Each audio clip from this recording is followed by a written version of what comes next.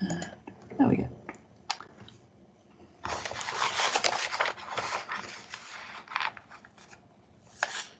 I am the Reverend Ruth Dowson. I teach events management at the UK Centre for Events Management in Leeds, UK.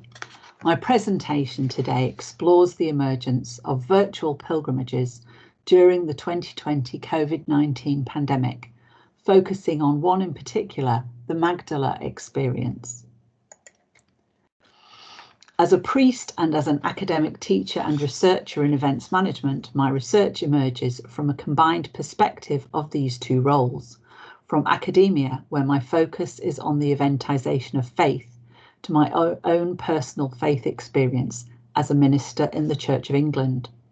Since 2014, I've also been a member of an international academic research community that studies pilgrimage and religious tourism.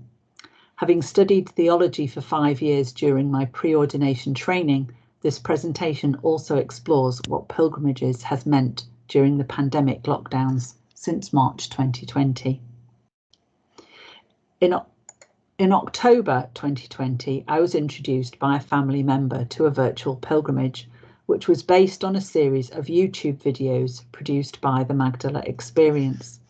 This Catholic organisation is based on the shores of Lake Galilee in the Holy Land, on the site of a 1st century synagogue, where Jesus is thought to have preached in the hometown of Mary Magdalene.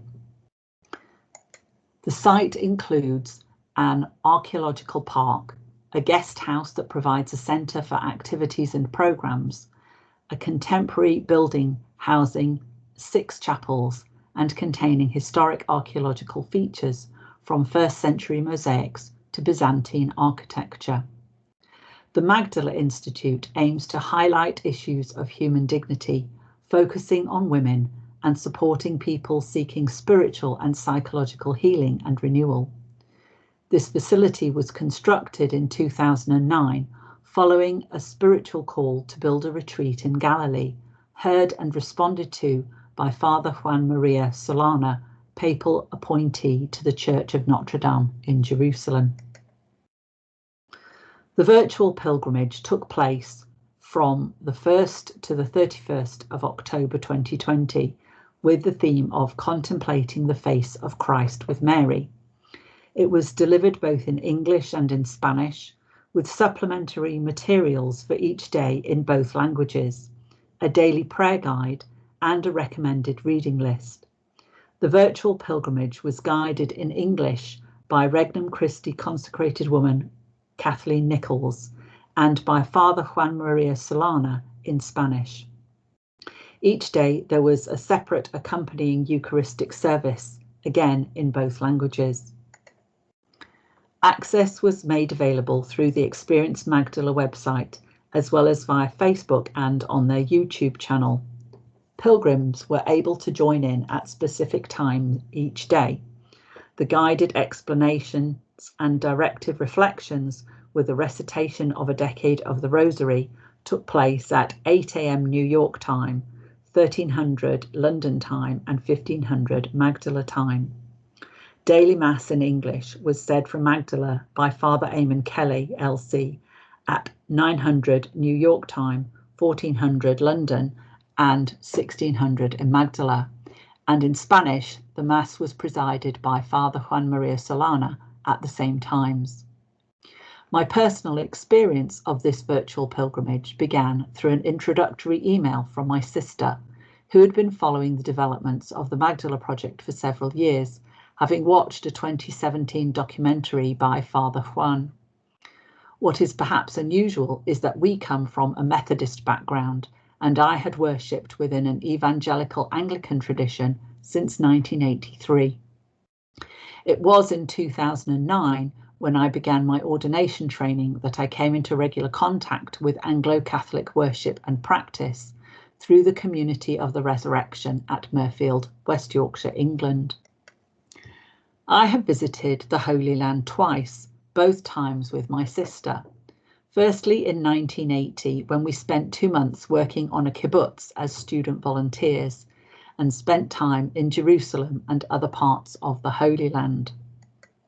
More recently, in January 2020, we participated in a symposium hosted by the Swedish Theological Institute in Jerusalem.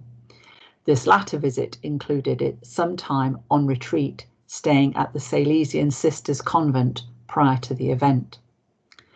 My first viewing of the Magdala Experience pilgrimage was triggered by an attempt at writing a sermon after listening to the national news on the radio. Always a bad idea, it seems.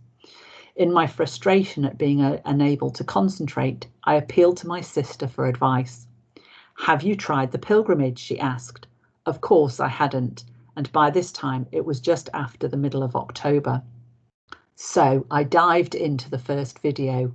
An hour later, I felt renewed. My spirit was lifted and I was able to complete writing my sermon. And I was hooked. I followed the series on YouTube, eager to join my sister in the pilgrimage. In a year when travel has been drastically curtailed, faith organisations are taking creative approaches to enable worshippers to inhabit sacred space. During the pandemic, churches have been closed or limited in access, resulting in pre-recorded and hybrid live services that are streamed with much reduced physical congregations. There have been guided meditations alongside worship services accessed via social media, largely YouTube, Facebook, and even Instagram, with many congregations turning to newly fashionable platforms such as Zoom and Microsoft Teams. Pilgrimage sites have created new and promoted existing virtual tours. We might argue that this is not the same as a pilgrimage, but it is an important development nonetheless, matching the wholesale transfer to online worship. So what is noteworthy of the Experience Magdala virtual pilgrimage of October 2020? The following graphs tell the story of the number of viewings of the virtual pilgrimage and the Eucharist each day. This first graph shows the viewing of the English pilgrimage sessions. To most pilgrim leaders, these numbers are incredibly high, beginning with a maximum of 28,000 views for the first day of the pilgrimage and averaging over 7,000 per day throughout the month. The total viewings for the English pilgrimage sessions was 222,300, with additional viewings of over 60,000 for the Mass in English, averaging almost 2,000 per day. However, the number of live views for the Day 1 pilgrimage was only 1,192, not 28,000. It is clear from this statistic that while significant numbers viewed on the day at the promoted time, many more either chose to watch at their leisure or were not available at the set times. Unfortunately, live viewing statistics are not available for any other dates at this point. The Spanish viewing figures added another dimension shown in this graph. The maximum number of views of the Spanish pilgrimage programs on any one day was approximately 256,000. That's more than 250,000 people. Again, this high viewing figure was for the first day of the pilgrimage, with an average view count of almost 115,000 per day throughout the month. The total number of viewings for the Spanish pilgrimage sessions was 3.56 million, with additional viewings of over 1.76 million for the Mass in Spanish, averaging almost 57,000 per day. The graph here shows the total number of viewings per day, both in English and Spanish, for both the virtual pilgrimage and Mass. The total number of viewings overall was more than 5.6 million, whilst the average daily view count was over 180,000. This was described by Father Eamon in the Magdalena blog as practically going viral. This feels like somewhat of an understatement. I've analysed the viewing totals per day in relation to the destinations of that day, and this table shows the relative popularity of the different sacred locations. I'm wondering if there might be some sacred locations that would draw more people to view that day's session. We can see here that the top locations of viewings are taken up by the first 6 days of the pilgrimage, so it is possible that people started watching and then, for whatever reason, failed to continue to complete the pilgrimage. There was a wealth of resources provided to accompany the pilgrims on their virtual journey. The published programme outlined the route of travel through the Holy Land, and as viewers visited each location, they were encouraged to pray in those places commemorated in the different mysteries of the Rosary. Each day included a guided explanation of the sacred site, along with a directed reflection on a mystery of Jesus' life and a recitation of a decade of the Rosary. Each week, the pilgrims could download a study guide, as in the example shown here, with explanations, prompts for reflection, daily material for prayer, and suggested action. Downloadable free resources also included a Rosary guide and an apostolic letter on the Rosary by Pope John Paul II. All resources were provided both in English and in Spanish. Viewers who registered with the Experience Magdala team were offered the opportunity to obtain a free certificate, a diploma for completing the pilgrimage.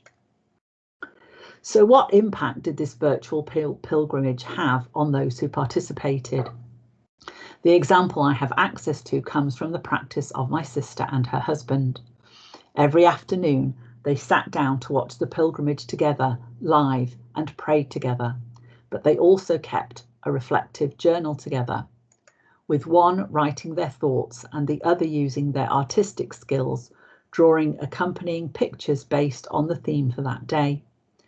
The Magdala blog tells the story of another couple, a Catholic and a Protestant, who renewed their marriage vows in their New Jersey living room during the Wedding at Cana celebration. So what are my reflections? The employees of Magdala were sent home from March to mid-June and again from October.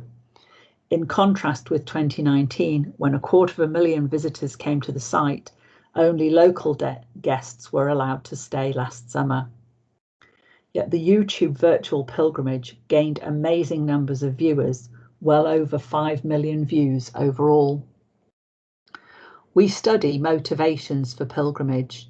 This experience indicates potential for new research into comparative motivations for online pilgrimage. The fact that the virtual pilgrimage is free widens the potential audience. Online delivery also enables those with accessibility issues to enjoy the same experience without travelling. Questions arise too, such as how many individuals watched overall, how many different countries did people come from, and how many people from each country, how many people received a certificate. And finally, is God saying something different in lockdown? Are we encouraged to try different traditions, different experiences? There's plenty of opportunity here for a future qualitative research project, the beginnings of another amazing journey. Thank you for listening.